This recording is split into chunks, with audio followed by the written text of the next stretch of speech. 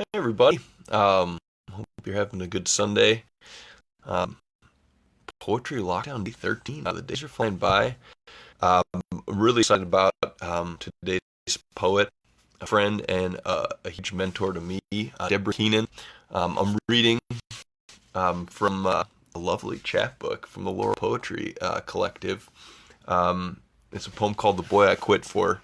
Um, Before I start the poem, I just want to say, I mostly have done poets, from, you know, different eras, maybe from different countries. And I just realized, I need to get some Minnesota poets up in here. Deborah Keenan is just a wonderful presence in the Twin Cities poetry scene. And I also want to say, just before I read the poem, just an incredibly personally generous person. This particular poem, she actually read to my high school senior class.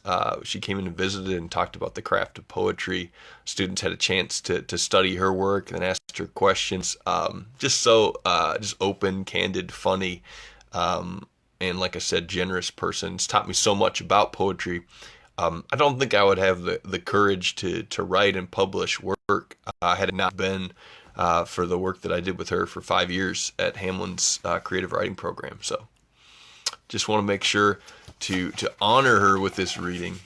So, The Boy I Quit For by Deborah Keenan. I'll read it first, then just offer some of my thoughts and why I love this poem so much. He's lovely, handsome, really.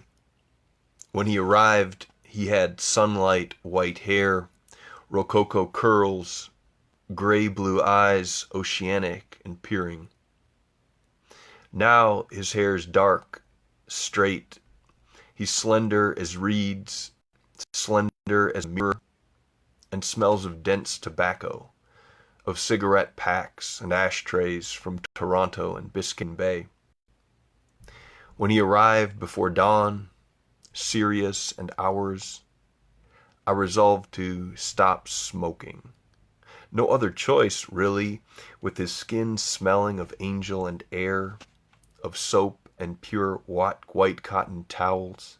No way to keep the vice that kept me slim and gave me such filtered pleasure. Then I started again, not till he was 2 or so, then finally stopped and sent him a letter. Dear Jay, I wrote, you're the boy I quit for, in honor of life and love, wisdom, and willpower. I quit for you because it's right that I should. I suffered the required length of time and moved on, and he moved on, moved out, and he's lovely, handsome really, with gray blue eyes, and he moves with grace through smoke, and I see him clearly, though I can barely see him. So one of the reasons that I really love Deborah Keenan's poetry and her poetic voice is because for me it really mirrors and mimics authentic thought. I feel like when I read her poems, I'm actually having a conversation with the poet and I'm entering into her thought process. I love how she jumps. We go from the sun in the moment with his hair dark and straight, slender as reeds, and then we go to we jump back in time to him arriving on the scene, smelling of angel and air, of soap and pure white cotton towels. And I love the way that this poem ends, because we've got sort of these jumps in the first 3 stanzas, and the last stanza to me is like how family love is.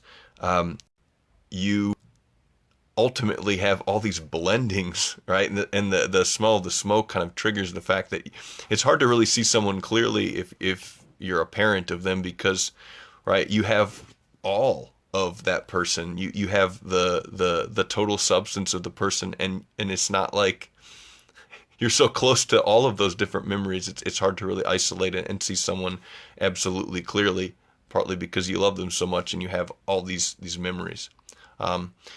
So that is my thought and why I love this poem so much. I'll read that last stanza again because I butchered the last two lines. I'm sorry, Deborah. This time I'm going to get it right and more smooth. But thank you, Deborah, for your mentorship and for this beautiful poem, Why I Quit For. Last stanza. Then I started again, not till he was 2 or so, then finally stopped and sent him a letter. Dear Jay, I wrote, you're the boy I quit for, in honor of life and love, wisdom and willpower. I quit for you because it's right that I should. I suffered the required length of time and moved on. And he moved on, moved out. And he's lovely, handsome really, with gray blue eyes, and he moves with grace through smoke. And I see him clearly, though I can barely see him. Thank you all. Thank you, Deborah Keenan.